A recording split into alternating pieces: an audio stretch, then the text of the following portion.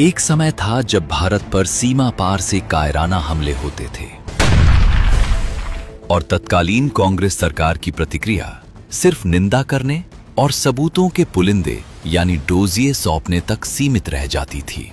साल 2008 का मुंबई हमला इसका सबसे बड़ा उदाहरण है, जब देश ने एक बहुत बड़ा आघात सहा, लेकिन कांग्रेस सरकार ने सैन्य जवाब देने के बजाय संयम के नाम पर लचीलेपन का रास्ता चुना। उस दौर में इसे संयम कहा गया, लेकिन दुश्मन ने इसे भारत की कमजोरी समझा। फिर आया साल 2014, जब देश की जनता ने श्री नरेंद्र मोदी जी को प्रधानमंत्री के रूप में चुना, जिसके बाद भारत की सुरक्षा नीतियों में ऐतिहासिक और युगांतकारी बदलाव आए। पिछले 12 वर्षों में मोदी सरकार ने दुश्मन की आंख में आंख डालकर बात करने की रणनीति अपनाई, जिसने भारत को बेबसी से निकालकर एक फियरलेस और डिसाइसिव राष्ट्र बना दिया। ये बदलाव सिर्फ भाषणों तक सीमित नहीं था, बल्कि इसके पीछे ठोस रणनीति, बेहतर डिलीवरी पाइपलाइन और देश के बुनियादी ढांचे को मजबूत करने का एक बड़ा अभियान था। इस नई नीति का पहला बड़ा और सार्वजनिक प्रदर्शन साल 2016 में देखने को मिला। 18 सितंबर 2016 को उरी में हमारे वीर जवानों पर आतंकी हमला हुआ। तब मोदी सरकार ने पुरानी कांग्रेसी नीतियों के विपरीत एक साहसिक फैसला लिया। 28 से 29 सितंबर 2016 की रात को भारतीय सेनाओं के जाबाज कमांडो ने नियंत्रण रेखा यानी LOC के पार जाकर आतंकी लॉन्च पैड्स पर सर्जिकल स्ट्राइक की।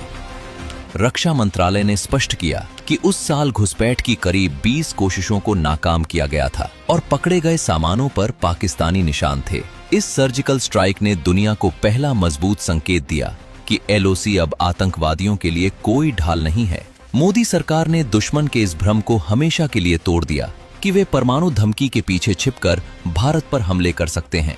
भारत ने साफ कर दिया कि आतंक का आका चाहे सीमा के उस पार ही क्यों न बैठा हो, अब सुरक्षित नहीं है।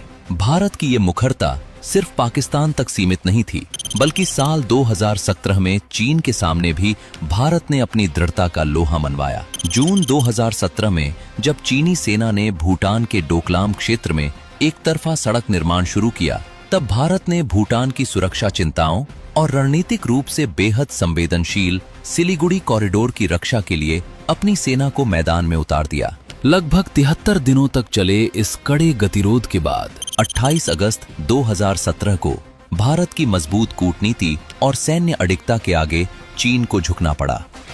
मोदी सरकार ने बिना एक भी गोली चलाए दुनिया को ये संदेश दे दिया कि भारत अपनी सुरक्षा की लक्ष्मण रेखा खुद तय करेगा और किसी भी देश को एक तरफा यथास्थिति बदलने की इजाजत नहीं देगा। साल 2019 में जब 14 फरवरी को पुलवामा में CRPF के 40 जवान शहीद हुए और जैश-ए मोहम्मद ने इसकी जिम्मेदारी ली, तो देश में भारी आक्रोश था।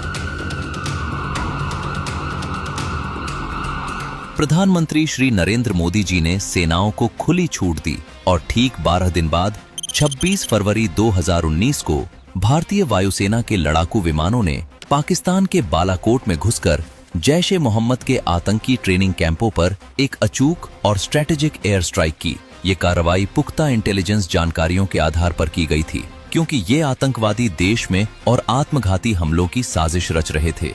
ये पहली बार था जब भारतीय वायुसेना ने पाकिस्तान की मुख्य भूमि में प्रवेश करके हवाई ताकत का इस्तेमाल किया। बालाकोट एयर स्ट्राइक ने पाकिस्तान के परमाणु ब्लैकमेल के गुब्बारे की हवा निकाल दी और ये साबित कर दिया कि भारत आतंक के स्रोतों को नष्ट करने के लिए किसी भी हद तक जा सकता है। सुरक्षा नीति का ये रीसेट सिर्फ सीमाओं पर ही नहीं, बल्कि देश के भीतर भी मजबूती से लागू किया गया। 5 अगस्त 2019 को मोदी सरकार ने एक ऐतिहासिक और साहसिक फैसला लेते हुए जम्मू कश्मीर से अनुच्छेद 370 के प्रावधानों को हमेशा के लिए निष्प्रभावी कर दिया। इसके बाद राज्य को 2 केंद्र शासित प्रदेशों जम्मू कश्मीर और लद्दाख में पुनर्गठित किया गया। ये फैसला कश्मीर को भारत की मुख्य धारा से पूरी तरह जोड़ने और वहां दशकों से पल रहे अलगाववाद और आतंकवाद के पूरे तंत्र को ध्वस्त करने वाला साबित हुआ। अनुच्छेद 370 के सभी खंड लागू नहीं होंगे। सरकारी आंकड़ों के अनुसार इसके बाद कश्मीर की सुरक्षा स्थिति में चमत्कारी सुधार हुआ। साल 2018 में जहां संगठित पत्थरबाजी की 1328 घटनाएं हुई थीं, वहीं साल 2023 और 2024 में ये संख्या 0 हो गई। इसी तरह साल 2018 में जहां 52 बार संगठित हड़तालें हुई थीं, वहीं अब वे पूरी तरह खत्म हो चुकी हैं। आतंकी घटनाओं के आंकड़ों में भी भारी गिरावट आई। मार्च 2025 के आधिकारिक आंकड़ों के अनुसार साल 2004 में जहां 1587 आतंकी घटनाएं हुई थीं, वहीं साल 2024 में ये घटकर सिर्फ 85 रह गईं, जबकि नागरिकों और सुरक्षा बलों की शहादत में भी 90% से ज्यादा की कमी आई है। ये डेटा दर्शाता है कि मोदी सरकार ने कश्मीर को पत्थरबाजी से स्कूली शिक्षा और हड़ताल से पर्यटन की ओर मोड़ दिया है। इस रणनीतिक मुखरता को जमीन पर बनाए रखने के लिए मोदी सरकार ने सीमावर्ती बुनियादी ढांचे यानी बॉर्डर इंफ्रास्ट्रक्चर के विकास को देश की सुरक्षा का सबसे मुख्य स्तंभ बनाया। पहले हमारे सैनिक वीरता से लड़ते थे,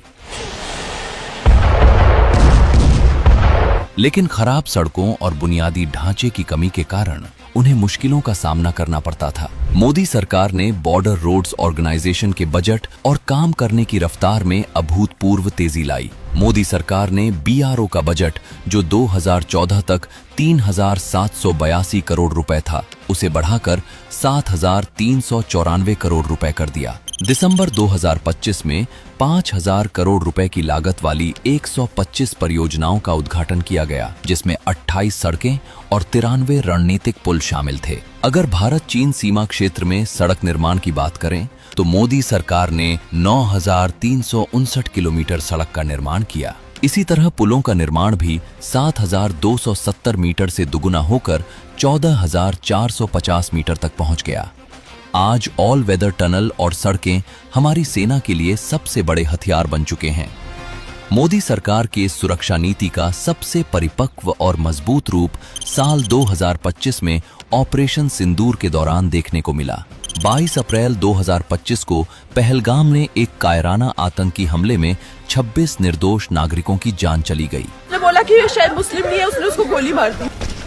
प्रधानमंत्री श्री नरेंद्र मोदी जी की अध्यक्षता में कैबिनेट कमेटी ऑन सिक्योरिटी की बैठक हुई। मैं बहुत स्पष्ट शब्दों में कहना चाहता हूं, जिन्होंने ये हमला किया है, उन आतंकियों को और इस हमले की साजिश रचने वालों को उनकी कल्पना से भी बड़ी सजा मिलेगी। सजा मिलकर के रहेगी। अब आतंकियों की बची खुची जमीन को भी मिट्टी में मिलाने का समय आ गया है। भारत ने इस बार सिर्फ सैन्य नहीं, बल्कि एक बहुआयामी और चौतरफा जवाबी अभियान शुरू किया।